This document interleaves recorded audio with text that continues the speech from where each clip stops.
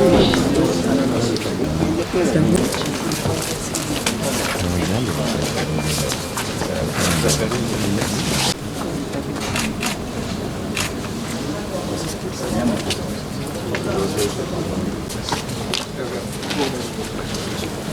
ورحمة الله. وعليكم السلام ورحمة الله وبركاته. بسم الله الرحمن الرحيم.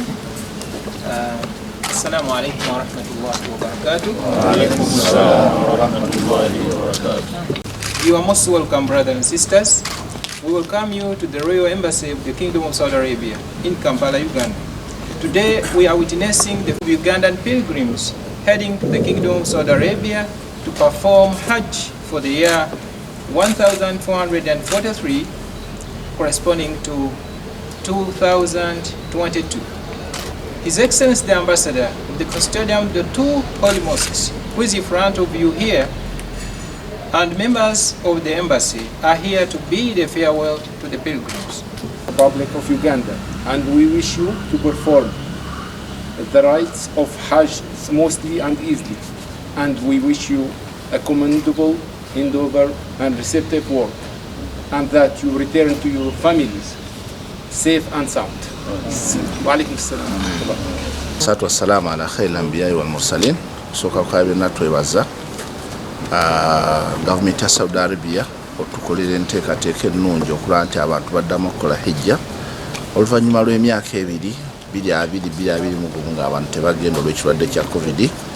Naye alhamdulillah ekiseera kino bwe twogerera nga ambasada amaze okusiibula gurupu esooka, enteekateeka zigenda mu maaso era abantu abasinga ebitundu nga 80 ku 100 bamaze okufuna visa. Tulowooza nti bwe tunamalirako wiiki eno buli agenda e Mecca ajja kuba amaze okufuna visa y'emutwalo okukola hijja, kubanga embassy ensonga ezikutte bulungi, ensonga ejanguya era n'enteekateeka okutwaliza awamu nnungi inshallah. About the age now, it is maximum 65 due to health restriction.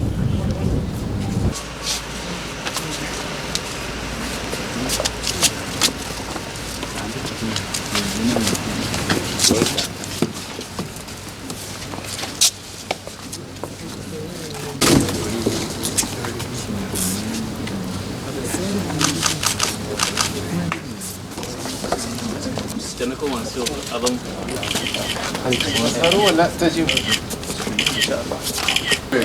مع السلامه. مع السلامه. Download the app on App Store or Google Play Store now. Vision Digital Experience, the future of media.